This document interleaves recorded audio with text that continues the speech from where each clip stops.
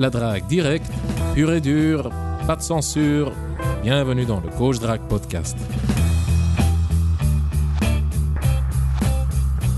Dans cet épisode du Coach Drague Podcast, Robbie et moi allons répondre aux questions des lecteurs et des auditeurs. Nous allons traiter les points suivants. 1. Comment résoudre le problème de l'angoisse de l'approche et de ne pas savoir quoi dire pour aborder une fille. 2. Comment développer la conversation après la phrase d'approche. 3. S'ouvrir, se livrer lors du premier encart ou faut-il justement rester mystérieux? Et 4. Comment gérer une femme qui n'accepte pas la rupture et qui continue à te courir après? Bonjour Consti, Consti, je suis un homme doux, gentil et honnête et je cherche une femme pour fonder une famille. Bonsoir Consti, aide-moi. Salut Robbie. Salut Consti. Ceci est la 3e session questions-réponses. Et moi, je suis chaud. T'es chaud toi? Je suis très très chaud Consti aujourd'hui. Nous avons sélectionné 5 questions pertinentes qui reviennent souvent. Une de ces questions est plutôt exceptionnelle. On va dire que 4 de ces 5 questions sont assez pertinentes. C'est des questions qui reviennent souvent. T'as fait quoi ce week-end, Robbie? Écoute, moi je suis passé rapidement à Bruxelles ce dimanche. T'avais un rencard ou quoi? Ouais, je t'avais expliqué avec une Belge mais d'origine hongroise et donc on avait des points communs assez rapidement et voilà donc. Non. Ça Oui, valait bien le déplacement. D'accord. Bah écoute, tu m'en as parlé avant, mais ce que ça a donné, ça tu me l'as pas encore raconté. Ah non, écoute, Le petit compte rendu. Je te ferai un petit compte rendu privé juste après. Ouais, je suis curieux, Robbie, te connaissant. Ça va être intéressant. Bon, Robbie, je te propose qu'on commence, d'accord, avec la première question. C'est une question de Marc. Hello, petite question encore, car Marc m'a envoyé quelques messages. J'ai testé la drague de rue, mais je bloque parce que je ne sais pas trop quoi dire après la phrase d'approche, tu vois. Est-ce que la formation, le script, peut aider pour ce problème et surtout la peur de l'approche parce qu'on ne sait pas trop quoi dire? Il y a un script là-dessus, justement, à plus, Marc. Donc, tu vois, comme j'ai introduit la promo dans cette session questions-réponses, j'ai pris une question donc de quelqu'un qui était intéressé par la formation, le script. Mais donc c'est une question récente alors parce qu'on a lancé ça il y a 4 jours ou... Oh non, il y a plus que ça, oui. Oui, il y a un décalage entre l'enregistrement du podcast et la publication. Mais on ne va pas se concentrer sur la promotion, on va se concentrer sur... La réponse. Exactement. Écoute, si je résume bien, il y a 2 questions. La première question que j'analyse, c'est est-ce que la formation, le script, peut aider à résoudre ce problème de la peur d'approche? Oui. Et là, ma réponse est oui. La formation contient effectivement des astuces pour aider à surmonter la peur d'approche en tant qu'émotion. C'est-à-dire le blocage émotionnel. Tout ce qui se passe à l'intérieur de ton cerveau, qui t'empêche d'aborder. D'ailleurs, on en parle même dans un épisode, je ne sais plus l'épisode combien, on en a fait un podcast il n'y a pas très longtemps, où on explique des exercices qui cumulent le canal mental et le canal comportemental, notamment aussi l'assimilation à des dragueurs, pour te faciliter le passage à la pratique. Je pense que tu pourras mettre le lien dans la description, Consti. Je ne sais plus c'est l'épisode combien, mais tu le mettras dans les ressources de ce podcast. D'accord. Merci pour ce boulot supplémentaire, Robbie. C'est juste pour éviter de reparler de ça, parce qu'on en a parlé très longuement l'autre jour. Donc oui, on en parle dans la formation, mais si tu veux déjà un petit aperçu, on en parle dans un podcast et Consti mettra le lien dans les ressources. Et alors la deuxième question, c'est est-ce que le script, la formation, le script, donne des solutions pour savoir quoi dire? Et la réponse là encore est oui, puisque la formation te donne un script de A à Z pour la drague en rue notamment. Donc il y a chaque étape qui est analysée, donc la phrase de pré-approche, la phrase d'approche, la phase de transition avant la conversation, c'est-à-dire généralement quand la fille a soit un copain ou soit n'est pas intéressée, la phase de la conversation en elle-même, des phrases de conclusion et également les nuances. Que faire quand la fille est pressée, quand la fille est disponible tout de suite pour un rendez-vous. Pour chaque situation, il y a des phrases toutes faites qui ont été testées, ce qui a forcément aussi pour objectif de diminuer la peur d'approche, car tu sais quoi dire. Si j'ai bien résumé les deux questions, c'était bien ça. Est-ce que on peut, via la formation, le script, aider à diminuer l'émotion de la peur d'approche, et est-ce qu'on peut aussi la diminuer en donnant des phrases toutes faites? La réponse aux deux questions est oui. Oui. Et je précise que tu n'as pas besoin de la formation, le script, tu n'as pas besoin d'aucune formation pour vaincre la peur de l'approche et pour savoir quoi dire. Tu peux trouver les infos gratuitement sur le net, enfin d'autres infos, pas les infos que tu trouveras dans le script. Et comme Roby l'a dit, il y a des astuces, il y a des techniques mentales pour vaincre la peur de l'approche. Tout à fait. Pas nécessairement pour la vaincre, pour la gérer, pour apprendre à la gérer, pour l'apaiser un petit peu, car pour la vaincre vraiment, et la vaincre c'est aussi quelque chose de temporaire, car si tu t'arrêtes de draguer pendant une période, si tu as une période d'inactivité, l'angoisse de l'approche va revenir. Mais puisque tu auras déjà de l'expérience, tu sauras comment la surmonter de nouveau. Voilà. Donc il y a des astuces mentales pour apaiser la peur de l'approche et effectivement savoir quoi dire. Oui, t'aidera également à diminuer un peu, ou même beaucoup, ça dépend de toi, l'angoisse de l'approche. Car l'angoisse de l'approche en soi et ne pas savoir quoi dire, ces deux problèmes sont liés. Ces deux problèmes se chevauchent, ils s'influencent mutuellement. Si tu as peur d'aborder, tu as peur de faire mauvaise impression et tu veux savoir, oui, qu'est-ce que je dis pour que ça se passe bien, pour que je fasse bonne impression, qu'est-ce que je dois dire pour éviter la douleur, la punition, la souffrance, enfin le rejet. Mais quand tu n'as plus peur, tu ne te poses plus la question, qu'est-ce que je dois dire? Hein? Mais voilà, bon, ça va aussi dans l'autre sens. Une fois que tu sais quoi dire, ta peur diminue un petit peu. Voilà. Mm-hmm. On passe à la deuxième question, Roby. OK? OK. C'est une question de Sébastien. Voici ce que Sébastien écrit. Salut.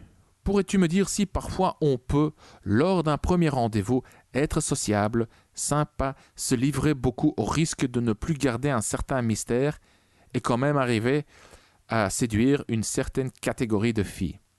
Si oui, quel est selon toi le pourcentage de filles qui auront le flash, le feeling, la fameuse petite flamme, même si on se dévoile trop? Merci d'avance. Signé Sébastien. Sébastien, merci pour ta question. Roby, je trouve que c'est une question difficile. En fait, c'est difficile. Enfin, non, c'est pas si compliqué que ça. Donc, déjà, bonjour Sébastien et merci pour cette question. J'ai un peu réfléchi, mais en fait, c'est juste une question de sémantique, de choix de mots. Parce que c'est justement le fait d'être sociable, sympa, se livrer qui est attirant. Mais maintenant, il faut savoir sur ce qu'on entend par se livrer. Tu vois? Si par livrer, Sébastien entend faire une déclaration, dire à la fille rapidement à quel point il n'a Dieu que pour elle, dire à quel point il a attendu ce rendez-vous depuis des semaines et des semaines. En d'autres termes, si par livrer, Sébastien entend lui demander de la validation, lui demander du réconfort ou simplement demander à la fille de réciproquer son intérêt, dans ce cas-là, c'est clairement pas une bonne idée. On est d'accord. Parce qu'en faisant ça, qu'est-ce que tu risques de faire? C'est simplement de briser son intérêt. Il n'y a aucun challenge, aucune émotion particulière pour elle, et ça vaut d'autant plus pour les filles qui ont déjà beaucoup de succès. En agissant comme ça, tout ce que tu risques de faire, c'est de créer un énorme déséquilibre dans la balance de l'interaction. Et je termine en disant que si par se livrer, Sébastien entend le fait de partager, de raconter des anecdotes à son sujet qui font ressortir des caractéristiques attirantes aux yeux de la fille, si par se livrer, il entend donner son opinion sur des sujets comme ce qu'il pense de la jalousie ou de relations homme-femme, de relations monogames, peu importe, en d'autres mots, et je suis plus simple, s'il exprime des émotions, dans ce cas-là, son avis, son opinion, là, c'est tout à fait OK. Mais par contre, s'il demande simplement à ce que la fille lui montre de l'intérêt ou qu'elle réciproque ses déclarations, là, bien sûr, c'est pas bon signe, c'est pas bon du tout même. Très très bonne réponse, Roby, car moi, à la base, je ne savais pas trop quoi lui répondre. J'étais là, j'étais en train de regarder la question, je me demandais, ouais. Et maintenant, grâce à ta réponse, j'ai aussi un peu d'inspiration. J'aimerais ajouter la chose suivante. Tu l'as dit, mais je vais le formuler juste autrement. Ce qui compte aussi, c'est l'intention qu'il y a derrière. Si tu veux te dévoiler, être sympa, pour l'impressionner, pour essayer de lui plaire, ça, c'est pas bon. C'est contre-productif. Elle va le sentir. C'est ce que toi, Roby, je sais plus comment tu l'as formulé exactement, mais tu as mentionné quelque chose comme vouloir la validation. Oui, c'est ça. ça. Revient en à fait, ça. rechercher le réconfort, la validation de l'autre, tout à fait, ouais. Oui. Et ça implique en fait juste cette attitude-là. Essayer de plaire, chercher la validation, cela. Qu'est-ce que ça implique? Ça implique que tu te perçois comme étant inférieur à la fille. Et intuitivement, inconsciemment, ça se ressent. Et ça tue l'attirance. Donc la réponse est oui, mais ça dépend. Ça dépend de ton intention. Oui, tout à fait. Hein. Ok. Question suivante, c'est la question d'Axel. Voici ce qu'il écrit. Bonjour Consti, je vais t'exposer mon problème. Le problème est que je parle aux filles, mais j'arrive pas à faire avancer la conversation parce que j'ai du mal à trouver des sujets de conversation et à faire en sorte qu'elle ait de l'intérêt pour moi. Et donc après, je suppose qu'elle se lasse. Pareil, en réalité, je vois des jolies filles me regarder, mais j'arrive pas à me décider de leur parler. Je pourrais aller les aborder facilement, mais je ne saurais pas quoi dire. Et je pense que je suis désespéré parce que je n'ai jamais rien eu avec une fille. Axel. C'est fini? Oui, pardon, c'est fini. Ah ok, bah écoute, bonjour Axel. On a déjà vraiment parlé en long et en large de la phrase d'approche dans les derniers podcasts. Donc moi, je vais lui donner des réponses plus originales que celles qu'on a déjà faites, puisqu'on a eu, rappelle-moi les épisodes Consti, 2 épisodes complets qui étaient consacrés à l'approche, à la phrase d'approche, dans différents milieux. Ouais. Donc, il s'agit des épisodes 112 et 113 du Coach Drag Podcast. En fait, les 2 épisodes, l'épisode 112 et 113, ne font qu'un. On a coupé en fait un long podcast en 2, car sinon ça allait durer, je sais plus, 2 heures ou quoi. Et j'aimerais ajouter à ça aussi que j'ai créé une synthèse de ces 2 longs épisodes. Donc, oui, si tu veux, comment dire, si tu n'as pas le temps d'écouter ces 2 longs épisodes, je t'invite à écouter l'épisode 114. Voilà, il reprend juste l'essentiel des épisodes 112 et 113 sur la formule pour créer tes propres phrases de drague adaptées à la fille et à la situation. Voilà, Roby. Ouais. Bah écoute, je vais juste alors ajouter 2 petites techniques alors, qui sont issues de la formation, le script, et qui peuvent aider aussi peut-être Axel pour voir un peu plus loin. Disons parce qu'il ne sait pas quoi dire en général, bon, particulièrement au niveau de l'approche, mais ça on a déjà traité le sujet, donc il pourra se référer au podcast précédent. Moi ce que je vais faire, c'est rajouter un nouveau contenu avec 2 nouvelles techniques. Nice. Une technique, ouais, j'aime bien donner des noms à des techniques, je sais pas, ça fait toujours un peu plus scientifique, un peu plus savant. Donc il y a ce que j'appelle la technique du fait d'ironiser, je vais expliquer tout de suite. Et la deuxième technique, c'est ce que j'appelle la technique de l'extrapolation. On va comprendre tout de suite. Dans la technique pour ironiser, c'est ce que j'utilise souvent lors des messages, des SMS, mais on peut très bien l'utiliser dans une interaction normale, dans une discussion normale, en rendez-vous, ou même lors d'une approche, ou même lors d'une discussion. Donc, parce que lors d'une discussion, sans même t'en rendre compte, tu auras généralement plein d'informations sur la fille. Elle rentre chez sa famille en campagne, elle part en formation, elle part à l'étranger, elle est en période d'examen, etc. Bref, il y aura toujours un élément que tu pourras reprendre directement et l'ironiser. Qu'est-ce que j'entends par ironiser? Simplement, le but, c'est de créer des émotions positives, et souvent pas l'inverse. Donc c'est en tout cas ma philosophie, mais je pense que la plupart des gens seraient d'accord avec ça. Créer des émotions positives. Je prends un exemple très simple. Vous discutez, et la fille te dit qu'elle part en voyage bientôt. D'accord? Qu'est-ce que je vais faire pour, entre guillemets, ironiser? Au lieu de lui répondre simplement « tu pars où en voyage ?», je vais plutôt lui dire quelque chose comme « quel genre de voyage ? Culturel ou plutôt la formule plage et cocktail à rester allongé sur les transats ?» C'est un exemple. L'autre exemple, c'est un truc qui m'est arrivé tout récemment. J'ai abordé une fille et elle me dit qu'elle va passer le week-end avec des amis pour un barbecue. J'aurais pu lui envoyer ou simplement lui dire, si c'est en live, en direct, « alors, comment s'est passé ton week-end ? Comment s'est passé ton barbecue ?» Ce qui est une question de logique, mais je vais toujours chercher à ironiser la situation. Les opposés, les deux opposés, c'est ça? Qu'est-ce que tu entends par les deux opposés? Enfin oui, des éléments opposés. Mais pas vraiment opposés. Je prends l'exemple du barbecue ici. Qu'est-ce que je lui ai... Bon, c'était un SMS, mais j'aurais très bien pu le dire si je l'avais croisé, parce que forcément, on n'était pas l'un à côté de l'autre. Je lui ai envoyé ceci. Alors ce barbecue, laisse-moi deviner. Musique zen, discussion philosophique et Coca Zéro à volonté. Tu vois, c'est ce côté-là un peu ironisé. J'aurais pu lui demander simplement comment s'est passé le barbecue. Mais je me suis posé la question, et comme souvent, comment reprendre l'élément que j'ai en ma possession de manière telle à lui procurer des émotions, à lui procurer un sourire sur le visage quand elle le lit ou quand elle l'entend. Donc ça, c'est un mindset, une philosophie que j'ai souvent en tête. Je reprends un élément basique, mais j'essaie de l'ironiser.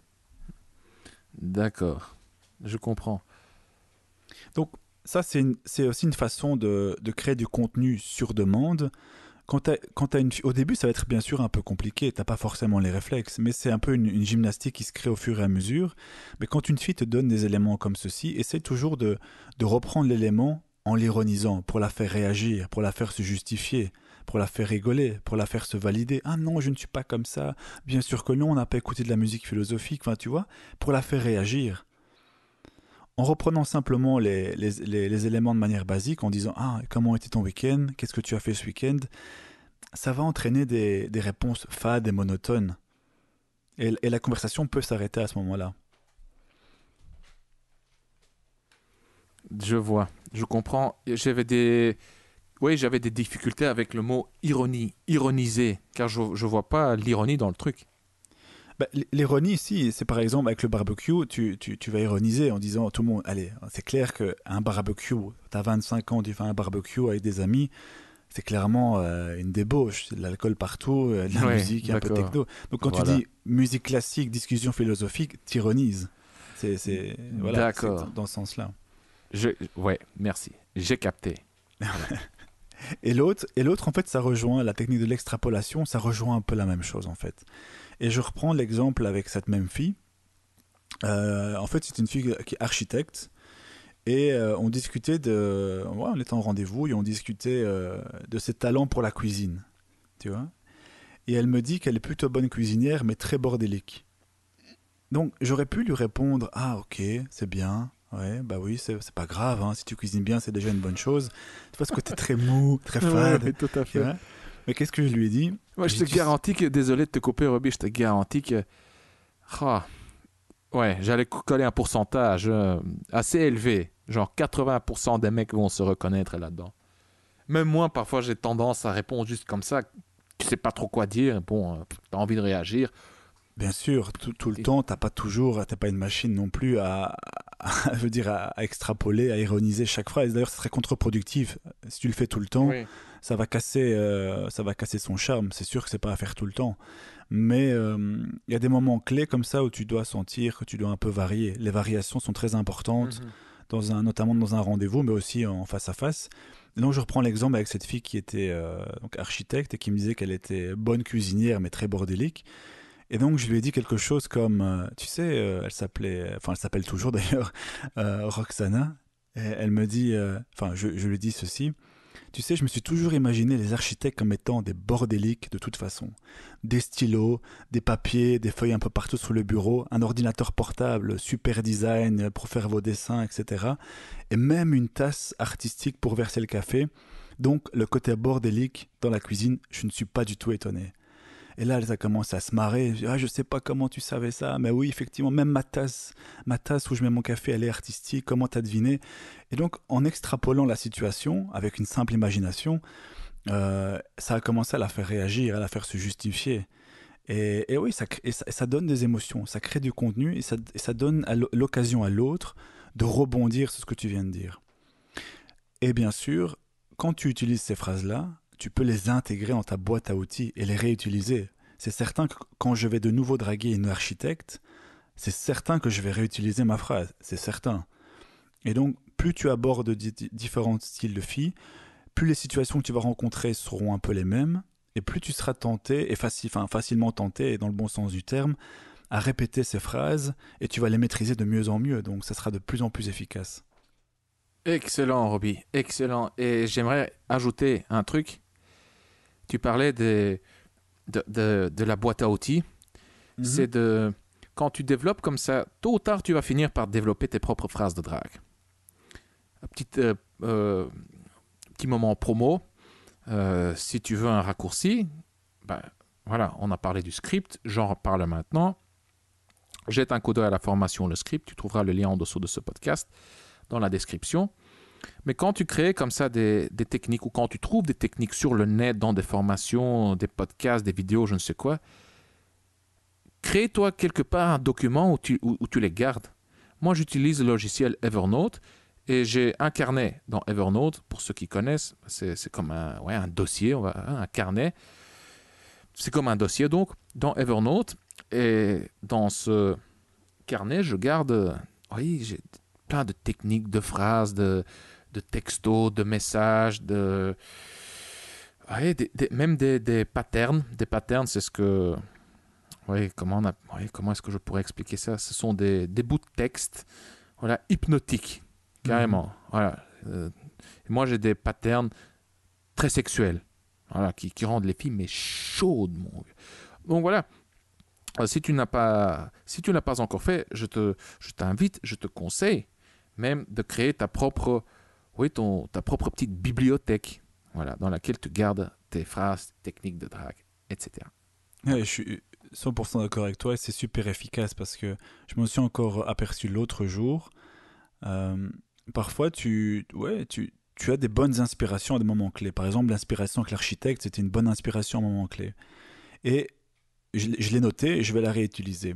Et parfois, je me dis, j'utilise pas par exemple, je suis un peu dans le rush et je vais pas utiliser ma routine ou mon script à succès. Et je vais je vais voir que la réaction de la fille va être un peu moins intéressante. Je prends l'exemple de l'internet dating. Je me dis, ah, mais je suis con, j'aurais dû utiliser mon script favori. Et non, sur le moment, j'étais dans le rush, j'ai pas pensé, donc j'ai utilisé quelque chose de beaucoup plus simple et beaucoup plus court. Et la réaction de la fille était beaucoup moins intéressante. Et ça a affecté l'ensemble de la conversation. Surtout sur Tinder, par exemple, je prends l'exemple du web dating, où c'est très volatile, où les filles ont tellement de distractions que tu peux vite les perdre. Dans ces environnements-là, mais bon, pas que, même dans la rue, en bar, c'est aussi important. C'est vraiment utile d'avoir cette boîte à outils et des routines qui fonctionnent très bien. Parce que généralement, si elles fonctionnent bien, c'est qu'il y a une raison. Donc, Tout à fait d'accord. Excellent. Excellent, Roby. Je regarde le temps. Oh, le temps passe vite. On passe à la question de Léonard. C'est une question assez particulière. Je pense que c'est un problème de luxe. Beaucoup de mecs aimeraient être dans sa situation. Enfin, je sais pas, je suppose. Voici ce qu'il écrit. Bonjour Consti, je t'écris car j'ai un problème un peu inhabituel pour toi, sans doute. Effectivement, c'est un problème inhabituel, pas que pour moi. J'étais avec une femme que j'ai quittée récemment et celle-ci me harcèle depuis la rupture. Que faire pour m'en dépêtrer? Merci par avance, bonne soirée. Merci pour ton message, Léonard. Je confirme, ton problème est inhabituel. Alors, Consti, moi j'ai un petit problème avec cette question, c'est que je n'ai jamais eu le problème de luxe de Léonard. J'ai eu des ruptures, j'ai rompu avec des filles, j'ai eu des filles qui ont essayé de récupérer mon attention, ça oui, mais jamais au point de me harceler.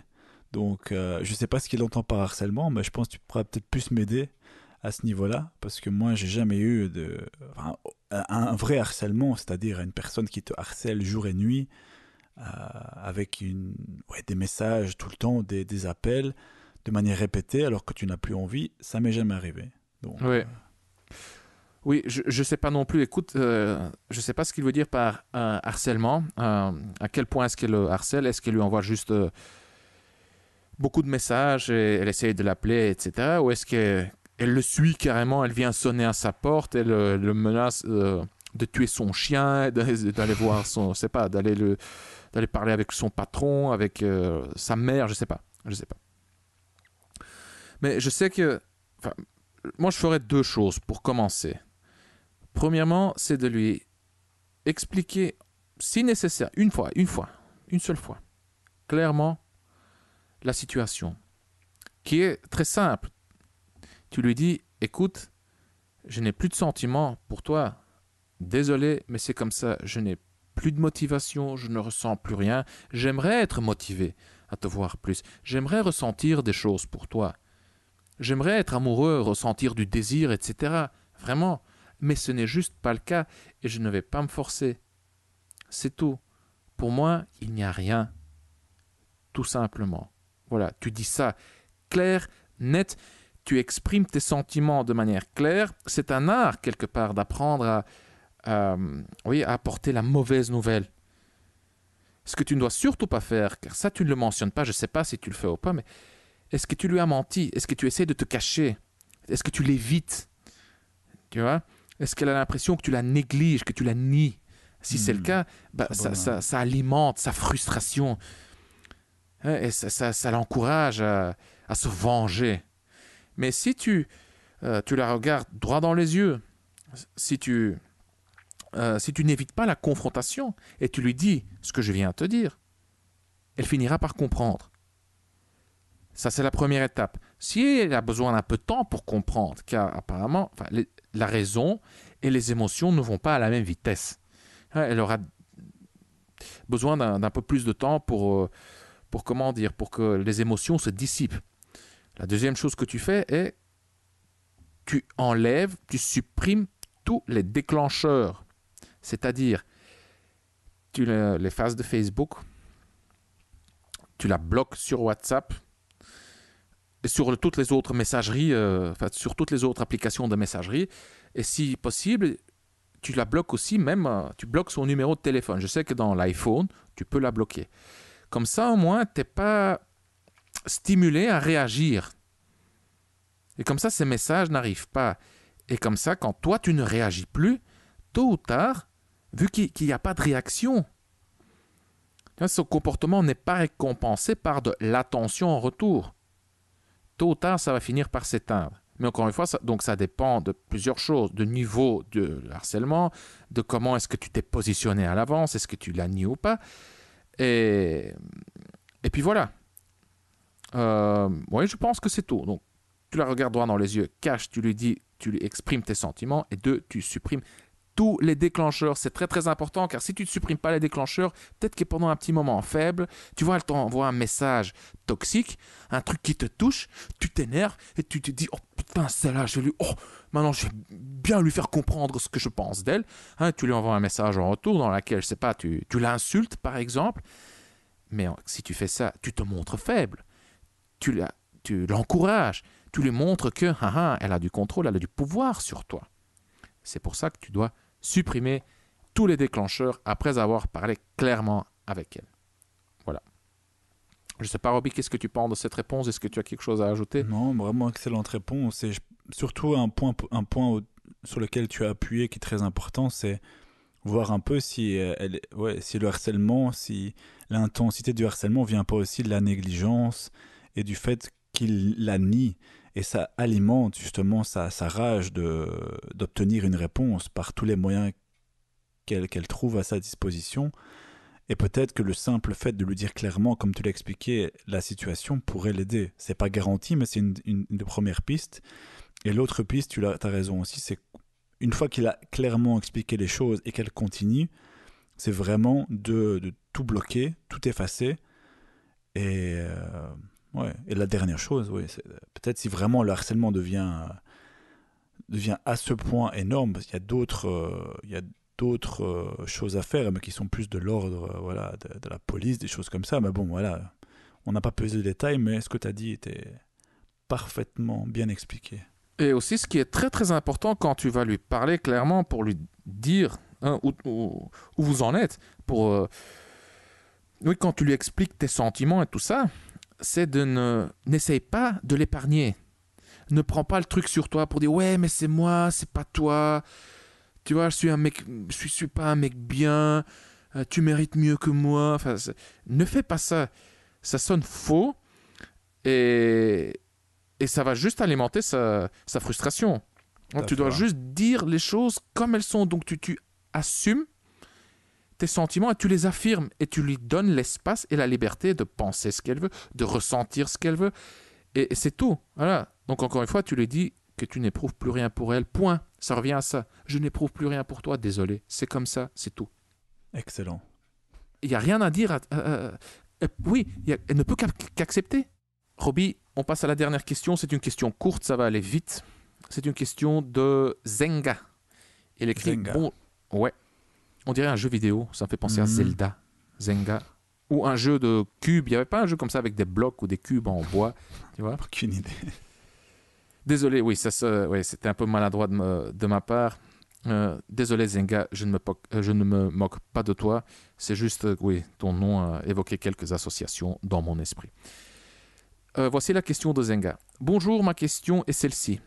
Je rencontre les filles qui me plaisent, mais je n'arrive pas à les aborder. Quoi faire ? Quoi dire pour les aborder ? Oui, je ne sais pas pourquoi j'ai repris cette question. Je n'ai pas été très attentif, vu qu'elle ressemble énormément à la première question, la question de Marc. C'est ne pas savoir quoi dire pour aborder les filles. Ouais, Zenka, je te renvoie vers les épisodes 112, 113 et 114 du Coach Drag Podcast. Tu découvriras tout ce dont tu as besoin pour construire tes propres phrases de drague adaptées à la fille et à la situation. Et je veux même te rajouter encore une petite ressource qui est l'article. On a aussi écrit, Roby a écrit un article sur la meilleure phrase de drague. Ouais, c'est le tout premier article du blog, je pense. Hein. Oui, c'est le tout premier article. Ouais. Oui, je vais te renvoyer le lien. Je vais te donner le lien, Zenga, je vais le publier en dessous de ce podcast dans les ressources. Voilà. C'est tout. Roby, écoute, on a fait excellent. Il y a tout. Il y a l'article et les podcasts précédents et on a fait le tour et il y a tout ce qu'il faut à l'intérieur pour créer les phrases d'approche sur mesure. Donc, Oui, et dans l'épisode 114, qui est une petite synthèse des deux épisodes précédents qui sont vraiment longs, riches en contenu, riches en pépites. Dans l'épisode 114, tu découvriras... on fera ensemble quelques petits exercices pour t'aider à te lancer. Voilà, pour déjà conditionner ton cerveau à penser d'une autre façon, tout simplement. Tu apprendras à construire tes propres phrases de drague. Voilà. Écoute, Consti a été d'une toute grande efficacité. Ah ben, merci pour ce compliment. Oui, j'accepte le compliment. Merci. C'est la première fois. Enfin que, je sais pas. Sois pas gêné, c'est pas grave. Oui, ok, merci. Car parfois, tu sais, j'ai des doutes. Je me dis, putain, tu as des difficultés à t'exprimer, tu parles beaucoup pour ne rien dire, et toutes ces croyances limitantes, tu vois, la petite voix intérieure négative qui te dit, t'es pas assez bien. Mais merci, ça me fait plaisir. Surtout venant de toi. Merci, c'est moi qui suis gêné maintenant. Merci. on va tous les deux rougir. C'est pour ça qu'on a choisi le format podcast et non pas les vidéos sur YouTube, pour éviter qu'on nous voit rougir. Voilà. Bon, Roby, je sais pas. Ouais, on termine. Cher auditeur, merci. Non, on a encore un truc à dire. Rapidement, le script, la formation, le script. Si tu ne sais pas quoi dire, jette un coup d'œil à la formation, le script. Dans le script, tu apprendras quoi dire, comment le dire, quand le dire et où le dire, de l'approche à la conclusion. Voilà. Et tu trouveras le lien dans la description, je me répète. Roby, il ne nous reste plus qu'à dire au revoir, tout simplement. Oui, et on se parle la prochaine fois. Donc, avec grand plaisir, j'accueille de nouvelles personnes. Il y a eu pas mal de succès sur la formation au pré-lancement. Donc voilà, j'espère encore vous accueillir nombreux pour la formation, le script. Tout simplement. Et en plus, depuis qu'on a lancé ces podcasts quotidiens, mon vieux, ouais, ça monte, quoi. Ouais, ça me fait plaisir. Voilà. Ouais, moi aussi, c'est vraiment une très bonne surprise d'avoir eu le retour qu'on a eu. Donc, un grand merci à tous. Yes. Merci à toi, Roby. Merci à toi, cher auditeur. À très vite. À très vite. Bonne soirée ou bonne journée. Ça dépend le moment du podcast. Yes. Bye bye. Salut. Cher auditeur, nous sommes arrivés à la fin de cet épisode. Si tu ne l'as pas encore fait, alors abonne-toi au Coach Drag Podcast. Tu peux t'abonner dans iTunes, par email, sur SoundCloud et YouTube.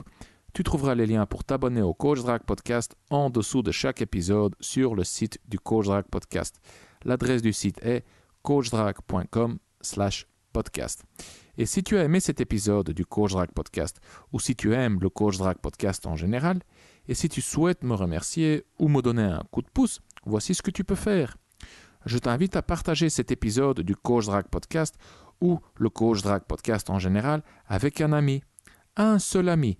Un ami qui a besoin d'un petit coup de pouce en matière de drague. Nous avons tous un pote comme ça dans notre cercle d'amis. Tu peux lui envoyer le lien vers le podcast par texto, via WhatsApp ou via n'importe quelle autre application de messagerie. Comme ça, tu fais d'une pierre deux coups. Tu aides ton pote et tu m'aides à répandre la bonne parole. Une autre chose que tu peux faire pour me remercier, c'est de me laisser une évaluation de 5 étoiles sur iTunes. Ça ne prend que 30 secondes. Et si tu ne sais pas comment laisser une évaluation sur iTunes, alors je t'invite à consulter les instructions en images, étape par étape, en dessous de ce podcast sur le site du Coach Drag Podcast. Ton évaluation est cruciale car elle m'encourage, elle me motive, elle m'inspire, mais avant tout, avec ton évaluation, tu aides les mecs comme toi et moi, à découvrir le Coach Drag Podcast plus facilement. Je suis Consti de coachdrag.com. Merci d'avoir écouté le Coach Drag Podcast. On se voit dans le prochain épisode. Bonne drague.